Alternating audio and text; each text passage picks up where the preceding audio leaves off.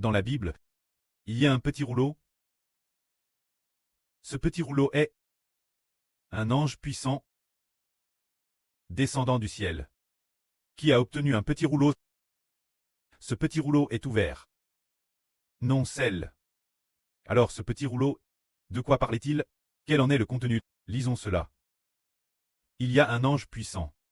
Après ce qu'il soit descendu, il adjure en disant qu'il n'y aurait plus de DLAI quand le septième ange sonnera de la trompette.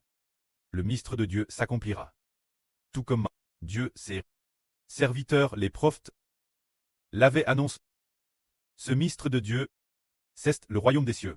C'est dire que la septième trompette, quand elle sonnera, le royaume de Dieu viendra.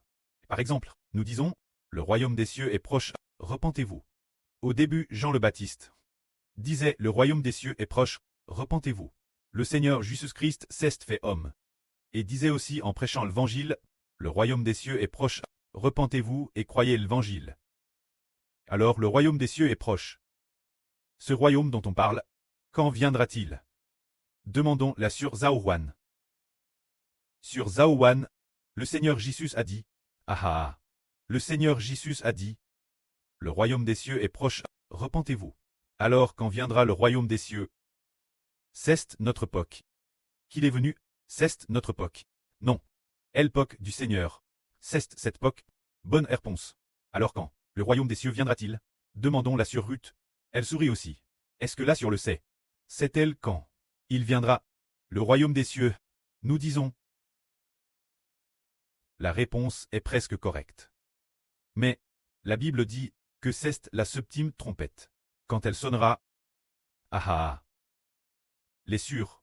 Bien qu'elles ne connaissent pas bien la Bible. Mais c'est aussi l'époque des sûrs qu'il vient. C'est quand la septième trompette sonne.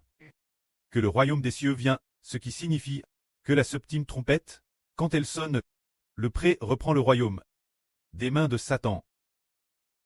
Et puis, il nous donne le royaume. C'est dire que la septième trompette, quand elle sonne, le royaume des cieux vient. Alors pour nous, n'est-ce pas une très bonne chose? En fait, quand la septième trompette sonne, nous voyons que le pré-cleste donne le royaume qui. Quand la septième trompette sonne, nous voyons qu'il y a 24 anciens qui louent Dieu en disant « Enfin, le royaume est venu. Le royaume des cieux est venu.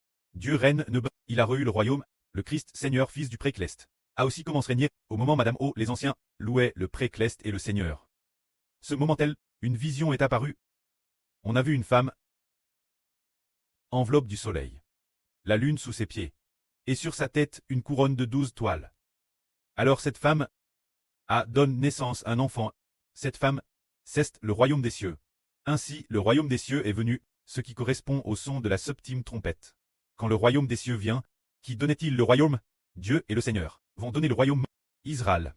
C'est cela la venue du royaume des cieux. Voyons maintenant ce dont parle le petit livre dans la main de cet ange puissant. De quoi il s'agit? Frère Ashbert, veuillez lire. Ensuite, la voix qui m'avait parlé auparavant, cette voix celle m'a de nouveau ordonné. C'est l'ordre du Seigneur. Cette voix, c'est le Seigneur, notre pré, les paroles du Seigneur Jésus disant, va. Prends de la main de l'ange qui se tient sur la mer et sur la terre. Le petit livre ouvert. Et prends-le. Je suis donc allé vers l'ange, en lui disant, s'il te plaît, donne-moi le petit livre. Il m'a alors dit, prends-le et avale-le. Il sera dans ta bouche. Il te rendra le ventre amer. Mais, dans ta bouche, il sera doux comme du miel. Alors, l'apôtre Jean a pris de la main de l'ange ce petit livre et la mangue, en le mangeant, dans sa bouche, le livre était effectivement doux, comme du miel. Mais après l'avoir mangé, son ventre est devenu amer. Ce moment-tel, des anges ont encore dit Jean, il faut que tu prophétises de nouveau sur beaucoup de peuples, de nations, de langues, de tribus et de rois. En prophétisant, qu'est-ce que cela signifie? De quoi parle ce petit livre? Il est dit ici, il faut que tu prophétises de nouveau, sur beaucoup de nations, de peuples, de langues, de tribus et de rois. En prophétisant, le petit livre contient des prophéties pour l'avenir. Des prophéties sur toutes les nations et tous les peuples. C'est-dire prophétiser quand ce pays ou cet autre pays sera détruit. Quand ce président ou ce chef d'État s'effondrera. C'est prophétiser sur ces choses-elles, voile ce quest le petit livre. Mais pourquoi le petit livre est-il en fait une prophétie disant « Ce pays est détruit, ce souverain, ce monarque a aussi pris, ce peuple s'est également effondré ». Pourquoi prophétiser ainsi? Parce que ce petit livre a un message central qui est « Ce petit livre explique que Dieu va détruire toutes les nations de la terre. Et ensuite, donner le royaume Israël, c'est pourquoi. Il doit prophétiser la destruction de chaque pays et de chaque régime, voile ce quest le petit livre. Alors pour la Surjaouan, obtenue concernant le fait que le frère Ashber est le fils du patron d'une grande entreprise, son propre fils, dans ce RVE, on a découvert une chose merveilleuse. Un peu plus tard, ce matin, pendant qu'on prêchait la vraie, elle a vu une ligne de texte.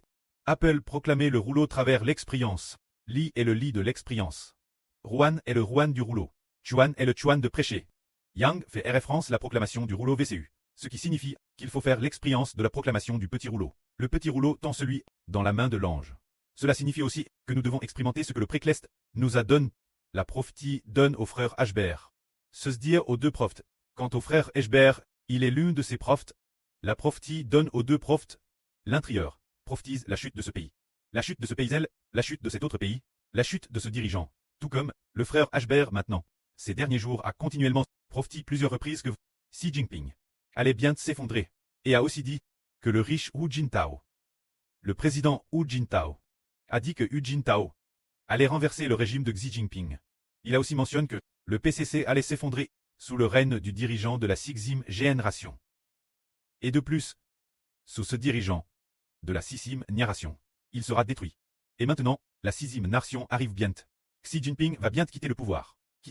Et ce sera le tour de la 6e génération. Dès que la 6e génération sera au pouvoir, le pays va se diviser, le pays de Satan, le pays du PCC va se diviser. Enfin, il a aussi prophétisé l'attaque contre le Japon, et a aussi prophétisé que la Russie allait bientôt se diviser, et a aussi prophétisé que les États-Unis et le Royaume-Uni sont la bête de corne, et a aussi prophétisé l'effondrement du régime iranien. Des prophéties pays par pays, roi par roi. Ces prophéties, c'est le contenu du petit rouleau. Ce petit rouleau, c'est merveilleux. Le prêt de cette manière, la plate dans le cœur du frère Ashber. Pour que le frère Ashber ait soudainement une telle parole, c'est merveilleux. Chaque fois qu'il parle, le moment venu, tout s'accomplit, tout se réalise. Oui, qui a dit ces mots? C'est le Saint-Esprit, qui exprime travers le frère Ashber.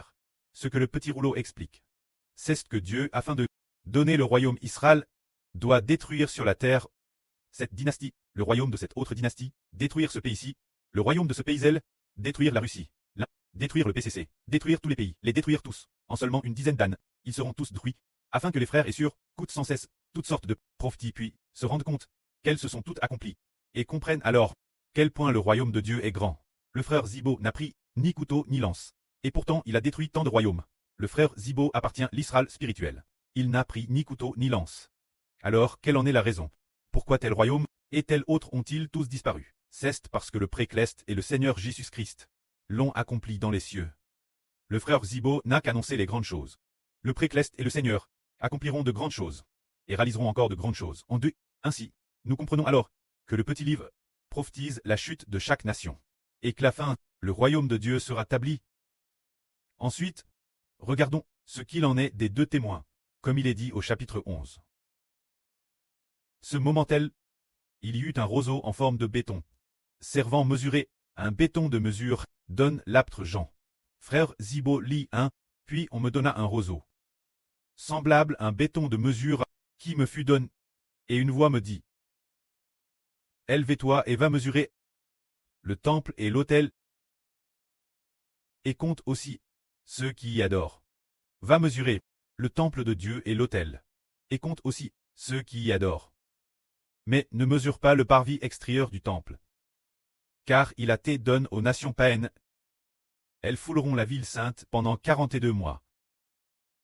Je donnerai autorimé deux témoins, ils seront vêtus de sacs, et prophétiseront, en annonnant des prophéties, pendant 1260 jours. Alors une voix dit, d'aller mesurer le temple de Dieu, et l'autel de Dieu, et de compter ceux qui y adorent. Qu'est-ce que cela signifie alors? Le temple de Dieu n'existe pas en cette époque, et l'autel de Dieu non plus. En fait, cela veut dire Mesurer et compter. Les gens. Se dire les traits clestes. Ce sont eux l'autel. Les traits clestes, ce sont eux le temple. Nous sommes l'autel de Dieu. Nous sommes le temple de Dieu. Alors aller mesurer et compter signifie aller voir combien il reste encore de personnes qui viennent au temple pour prier Dieu. Combien viennent encore l'autel pour louer Dieu? Autrement dit, allez compter parmi les prêtres du royaume d'Israël spirituel, ceux qu'on appelle l'autel, et ceux qu'on appelle le temple, combien en restait-il encore? Qui me loue encore en ce temps-là? Combien continue encore m'offrir des prières de reconnaissance? Combien y en a-t-il encore qui m'adorent? Alors, ce moment-là, quand on mesure, ceste pendant la grande tribulation. Car cette poquelle est l'erreur de la grande tribulation future. Adorer Dieu sera interdit. Adorer le précleste, louer le précleste et le Seigneur, sera interdit. Si quelqu'un loue le précleste et loue le Seigneur, il risque de perdre la tête ou d'être jeté en prison. C'est ainsi que Dieu, en ces temps de détresse. Voyons, au milieu d'une si grande détresse, qui Dieu a spécialement désigné pour lui accorder une récompense. Cela raconte cette histoire, mais il a aussi été prophétis. Le parvis extérieur du temple, pas besoin de le mesurer, car le parvis extérieur a déjà été donné aux nations, ce qui signifie que le parvis extérieur, qui était l'origine, le parvis extérieur. Quel genre de personnes Y adorait Dieu? L'intérieur du parvis, ce sont les rois. L'intérieur du parvis, ce sont les prêtres et les Lévites qui adorent, et l'extérieur du parvis, ce sont les Israélites qui adorent. Cela signifie que, pendant la future grande tribulation, seuls ceux qui sont dans le livre de vie de l'agneau pourront avoir la force de venir adorer et louer le précleste et le Seigneur. Quand ceux du livre de vie se dire ce prédestin, avoir la vie éternelle sur la nouvelle terre, ils n'auront pas cela. Ils ont été livrés aux nations. Ils n'auront plus la force d'adorer. C'est dire que ce moment-là, il n'y aura plus besoin de compter. S'il y en a encore, dans le parvis extérieur, s'il y a des gens qui adorent Dieu. Si les enfants de la nouvelle terre sont les enfants de la nouvelle terre, il n'y en aura probablement plus. Peut-être seulement quelques-uns auront ce courage. Seuls les très spirituels pourront adorer Dieu. Les enfants de la nouvelle terre. Ce moment-là, ils fuiront pour sauver leur vie, et leur foi sera insuffisante. C'est pourquoi ils craindront d'être tués et n'oseront pas trop louer Dieu. Mais ils n'accepteront pas la marque de la bêtise. Ce moment-là, il y aura 2 témoins. Le Seigneur leur donnera de l'autorité, vêtus de sac, pour prophétiser. Ces 2 témoins, ce sont le Mose du Nouveau Testament et Lie du Nouveau Testament. Se dire le Seigneur Jésus-Christ. Lors de sa transfiguration, venu sa rencontre, ces 2 frères, ces deux prophètes, sont en réalité 2 frères de cette époque. C'est dire que tous chantent le serviteur de Dieu, le cantique de Mose et le cantique de l'agneau. Le Mose dont il est question ici est le frère Ashbert, l'une des 2 témoins. Quand l'autre, le frère appelle Lie, l'avenir, nous le révélerons, pour que nos frères et sœurs le sachent. Que la gloire soit rendue auprès et au Seigneur.